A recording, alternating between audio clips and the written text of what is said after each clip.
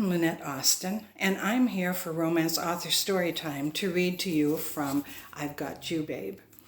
This is the second book in my Must Love Baby series, and it takes place in Misty Bottoms, Georgia, the same town where Magnolia Brides was set.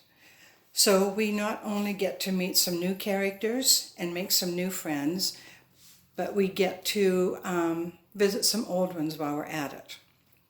In this book, Tucker Wilder, back from his last Mid-East deployment, has joined his brothers in their business. They restore vintage cars. Tuck likes to arrive early at the shop so that he can enjoy a good cup of coffee, listen to his music, and spend some time with the vintage cars that he loves so much. And he's there now at the garage at the shop, and so we're going to visit him there mid-scene. Satisfied everything was in order, Tucker dropped to the creeper, slid partially beneath the vat, and got busy replacing the brake lines. Southern rock blasted from his stereo. Over the magic of Charlie Daniels' fiddle, Tucker heard a car slow, then pull in out front. Its muffler was shot. The engine knocked, coughed, and sputtered, then shut down with a rattle. Seconds later, a totally different sound caught his attention. High heels on the garage's concrete floor. Tucker slid a sidelong glance at the front of the bay and almost swallowed his tongue.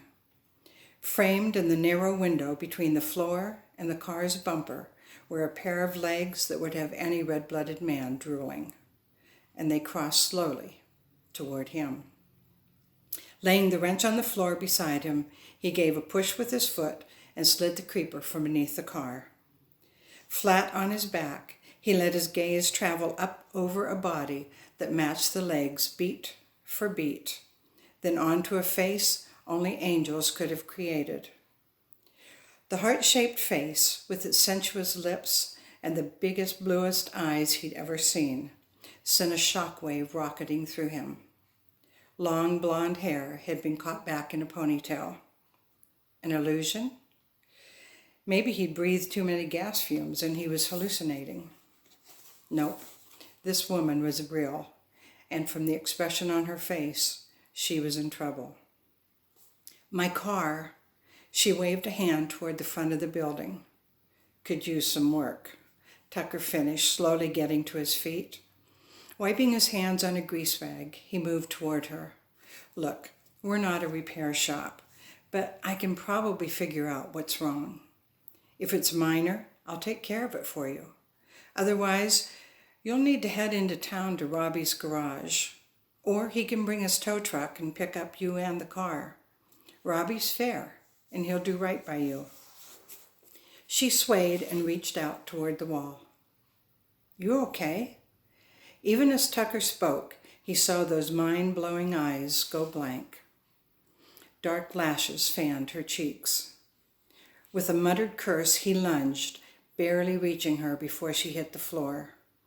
Heart racing, he held her against him and swore again. Out cold. Her skin was almost translucent. Sleeping Beauty weighed next to nothing and appeared to need a heck of a lot more help than her wreck of a car did. Hey, can you hear me? He tapped her cheek, but got no response. Wake up. Sweat broke out on his brow. Where were his brothers? They ought to be here by now. What was he supposed to do with an unconscious woman?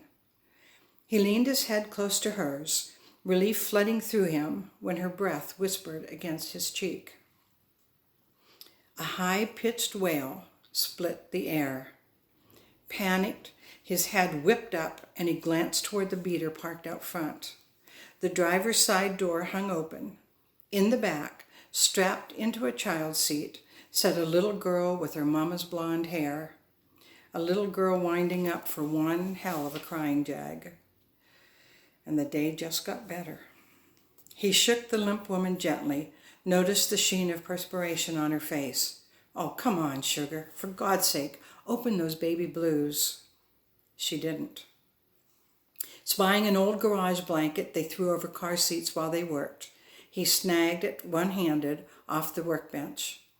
The baby's loud blubbering made his head ache, and wincing, he shot a look at the car again. First things first. Kneeling and taking the woman down with him, he spread the blanket and laid her carefully on it, straightening the short skirt of her flower print dress. It was a small town, and Misty Bottoms had no hospital, no ER or urgent care center either. With his forearm, he swiped the sweat from his brow. "Hey, wake up." Again, she didn't. Okay, time to tackle the second half of this double feature horror show. Edging toward the used-up Ford Escort and its young occupant, in much the same way he'd approach a suspected sniper's nest, he pulled out his phone and hit 911. The sheriff answered on the first ring. "Misty Bottoms Police Department, what can I do ya?" "Jimmy Dawn, it's Tuck Wilder. I'm out at my shop." Opening the sedan's back door, he stared at the young child, at her tear-covered face and runny nose. He'd guess her to be maybe 2 or 3 years old. An open bag of pretzels lay on the seat. Leaning in, he grabbed one and handed it to her.